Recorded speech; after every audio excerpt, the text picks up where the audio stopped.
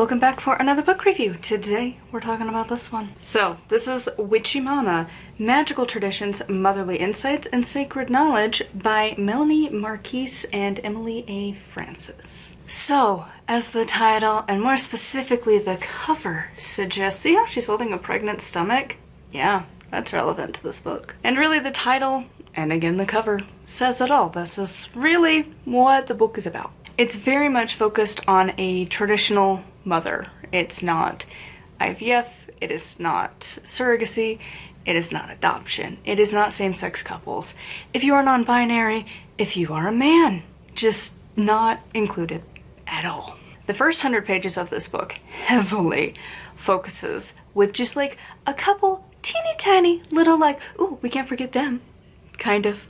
Just little slight call outs. You can tell they've never had to actually go into the world of, again, if you can't just naturally have a kid for whatever reason, because there's a bunch. But if you can't or you choose not to and you choose adoption, like you just get a couple set. Like I swear there was like under 5 call outs in the entire book of like, right, you exist, here you go. The rest of it though, all of like the first 100 pages for sure, was really on you being pregnant and how exciting and oh my god, you're pregnant and all of the things that are gonna happen because you're pregnant. That's the entire first 100 pages, and a lot of the book is really catered to you have given birth to a child, and it's very focused in on that. And again, really not a whole lot of we'll get to stuff. This is one of those books that I'm just like, So the second half of the book is really filled with a lot of post-pregnancy stuff, your breastfeeding, handling life as a new mom, and you know, your body's changed and all of this, and then a little bit on taking care of the said kid, but that's kind of it. I am being generous, and I'm gonna give it a 3, and a good 3, but a 3. So there are definitely some parts of this book that I really actually enjoyed. There are parts of it that I was like, ooh, I'm intrigued. But it's not a whole lot of this book. It's really not. It's one of those where you can kind of dig through a book and you can find a couple things that you're like, ooh, I like it. But it's not a lot. And so it was a couple things of like, you know, the idea of making an altar for you and being a mom and like picking like an animal totem to work with. And I was like, ooh, intriguing. And so like, you know, I went down that avenue and then I was like, oh, I love the idea of the mother bear. She describes it so well. Well, actually, I guess they describe it so well. And then you Google it for like more than 5 seconds. You're like, ooh, maybe not. Because in nature, bears chase off the father because like they're dangerous to the babies. And I'm like, that's not a great message when you're in a partnership. But I want the father involved. So like, you know, just some of the examples, there's a lot of like not dual parenting involved at all. A lot of the animals they chose were not like the most family oriented. It's kind of like mom and babies, which is fine, and that happens for a lot. But also like, again, me and hubby are a team, and it's like there's just the lack of inclusion was just like, ooh, this entire book. And so like at the very end, of course it's alphabetical, there's one for wolves, and I looked it up and I was like, ooh, I like that. That actually fits us pretty good. And that's one he already likes anyways. But like wolves, unlike bears, the wolf, and apparently also not dogs, but specifically wolves, the father will very actively be involved.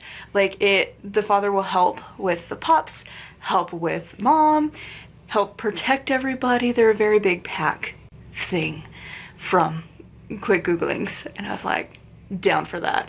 Bear? No. Bear's gonna chase off the dad and have to protect baby. And just, you know, it's a very different vibe. So it's more of like, if you're gonna be a single mom, like where hubby came from, that would work. But where it's gonna be a teamwork effort, I'm like, ooh, new. I also liked the bit on astrology. I think it'd be fun to get that like prepared before you have your kid, to be like, ooh, what zodiacs are they gonna be? And it has all of them, and it's weird to kind of look at it where most of us have found that. I mean, I don't know, you kind of know a little bit of like Western astrology and a little bit of Chinese astrology depending on your schooling and stuff. Like when you're learning, you know, like, oh, well, what's your horoscope and your sun sign, and we usually tend to find that out kind of soon in life. You know, by elementary school for sure you've probably come across it, and depending on your schooling, like I remember we would learn about like Chinese New Year, and so we got to learn like what was ours, and so it was cool to have that included. They also had the Native American one, and I think, what did they call it? They didn't call it Native American.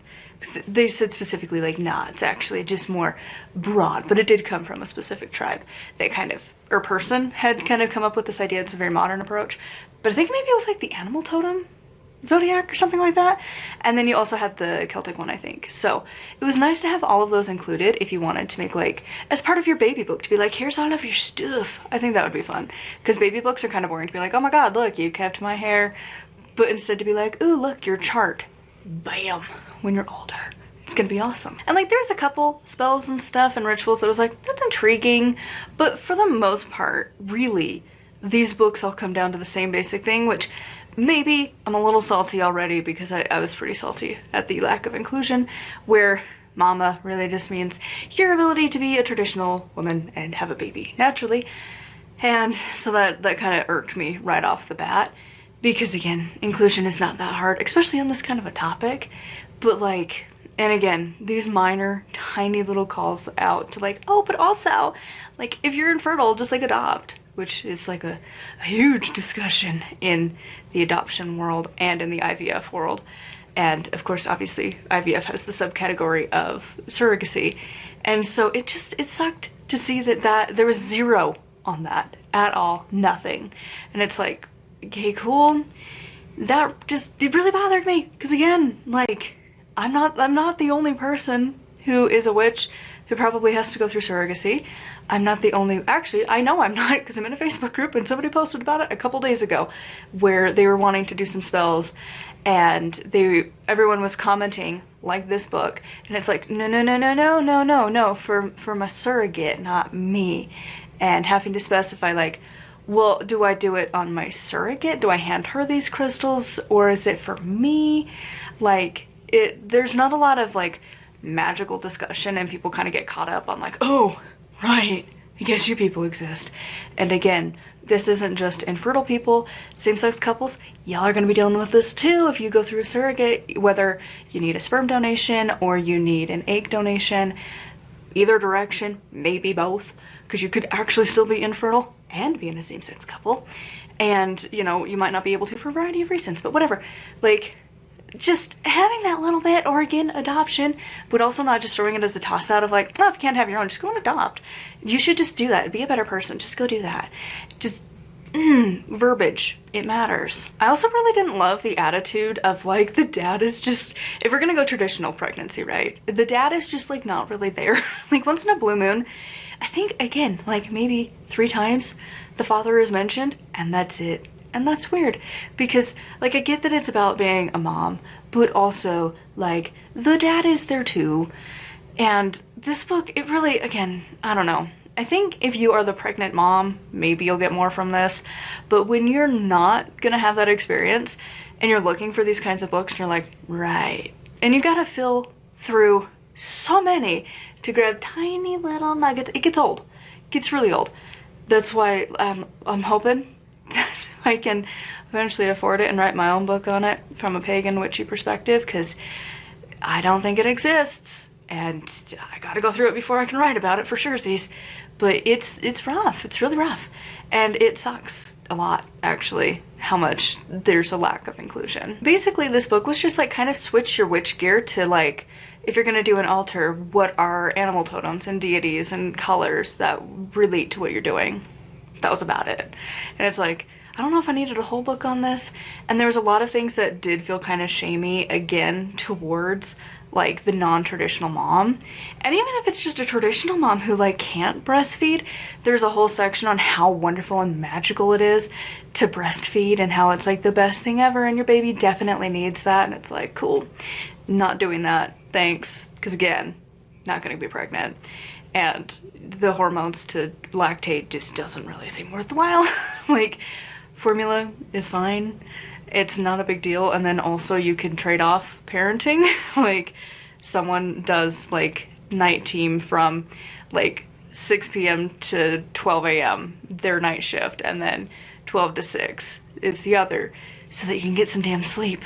And to be able to bottle feed and formula feed is just fine. Really doesn't make that much of a difference. I know a natural vegan has talked about it when she's talked about her kids. I don't remember the exact videos, but she has a lot of, I know the title of her channel scares a lot of people off, but she has some really good information on just debunking a lot of stuff, and that includes this myth that breastfeeding's the best thing. It can be, but it doesn't have to be. And I know a lot of people that don't anyways. So like, for whatever reason, people have given birth and then either they don't produce enough or they have to go back to work. Whatever, you have to switch over to formula anyways. So like, maybe don't shame people for that and be like, oh my god, but it's so much better. Because you know what that does when you say it's so much better? You're shaming the people who don't get the choice. So thanks for that. Oh, and of course, why not? Just because. So we're the rainbow, right? We've got all of the wonderful, different, queer, same-sex, gender neutral, whatever, all of the big rainbow, all of the big queer community.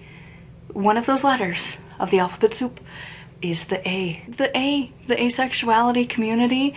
Yeah, we're also just don't exist, I guess. So we're just terrible, horrible people. Because, let's see, it was on page 223.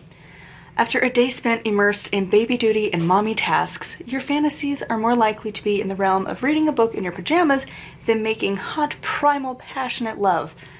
Which is just, first of all, bad. My ace card is showing hardcore, but like, oof. Because so much, a book and jams, yes, please. But also, we need this though, which you don't actually. You will not die if you don't have sex. So it's not actually a need. But whatever. Again, that ace card is just flying. The flag is a-flying. As a woman, you need it. Again, you don't. You're not gonna die if you don't have it, I promise. Also, asexuals, we still exist. People who just have a low sex drive, we exist. Oh my god. Mommy or not, you're a sexual creature. Again, asexual people, we're not a huge group, but we do exist. And there's also a lot of people that just don't for a variety of reasons, and you'll be fine. You'll be fine. Being celibate actually will not kill you. You'll be fine, I promise you. You're gonna be okay. So just the complete lack of inclusion all over the board, again, especially for the rainbow community, the queer community. Over here, hi, the A, yep. Just, we don't exist, I guess. And that just, I know it's a minority thing, but it's like, you don't need to use such definitive phrasing. And also, it's okay to just not for a while. Like, you had a baby, that's gonna take priority. That's okay. And if you want to, that's cool. But if not, like, I don't know, the verbiage just really irked me. This entire book was just like, okay, there's like a couple things that I like, but like, not enough to make it worth my while to like really love this book. But I also don't know that there's any other book that's out there currently that actually has what I'm looking for. So if you do know of a book like this for non-traditional families, wherever you land in that, IVF, surrogacy, queer community, whatever, I would love to know. Even adoption, I'm not planning it. Never say never though, you don't know, because it's so freaking expensive. But like, I don't know, I wish there had been a little bit more of an inclusion, especially with 2 authors. Somebody could have like grabbed that ball and ran with it a little bit. Even just a chapter to like acknowledge our existence and have some stuff for us. It just was like, but why? And again, I know that it's like, you don't always have to be inclusionary, but also sometimes it still sucks that you're like, cool, yeah, I guess I just don't exist. The entire book pretty much. So it's like, cool, yeah, this is just not for me. But if you can just magically have sex and then get pregnant and then bam, you got a baby and now everything's great and awesome and wonderful, be so glad. Because if you're on the other side of it, it is a huge burden to become a parent, regardless of which path you end up taking. It is expensive, it is emotionally draining, financially draining. It's not easy, whether you go through IVF, even I think it's IUI, that one still, it's expensive and hard. And then also you experience a lot more miscarriage and loss. If you go through adoption, you can really get scammed a lot as the intended parents. it's also a very toxic community, and people view it very, very, very, very harshly anymore. It's actually extremely, extremely harsh. Some people are a little mad about surrogacy, but not nearly as much, have found. And usually they're often more right-wing anyways. But yeah, so it's just, it would be nice to have just a little acknowledgement of our existence. And then of course, being ace, it's like, cool, we just don't exist. Once again, we're just these weird little aliens running around the planet. Maybe that's what the A stands for. That should be our mascot. We should just be little aliens. just our little pretty flag aliens that's just chilling. If I had artistic skill, I would insert a picture, but I don't have that skill. So anyways, if you are a mom who's gonna be, you know, easily pregnant and go through a traditional pregnancy and stuff, and a traditional birth and, you know, breastfeeding and all of that jazz, you'll probably get something from this book. But if you're like me and you're not gonna have a traditional journey to becoming a parent, I don't know how much you're gonna get from this. There are other books if you are doing assisted reproduction. There is the like ABA assisted reproduction book. It's by a couple lawyers. I want to say it's like J, and then the last name's like Kelsky or something like that. It's a small book, but it's a really dense book. Really good information. If you're looking for adoption, I don't have as many resources gathered on that yet.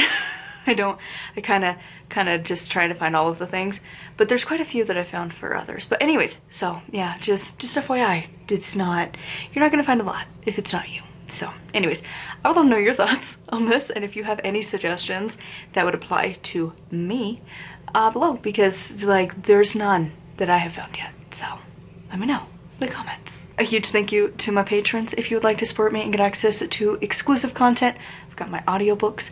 I have got book reviews that are just for patrons.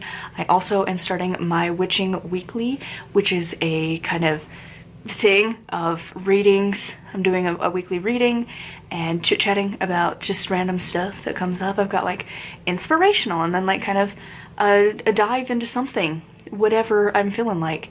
So like the first one, gonna be talking about Thetis, the Morgan for Spring and Imbolc from the 9 Morgans of Avalon. So that'll be coming hopefully next week. I was planning this week and then we had a death, so that went out the window. And so we're pumping it a little bit. And then also I have my monthly vlogs and monthly check-ins for my yearly goals and how I'm doing every single month, if you want to follow along and keep yourself accountable as well. So a lot of stuff on Patreon, and of course if you want to buy my books, they're down below. And until next time, if you made it to the very end, that's all you needed to do. That is it. That is all I needed from you. Thank you so much. It really does mean the world to me. It really actually helps the most, to be perfectly honest. And until next time, thank you so much for coming along, and blessed be.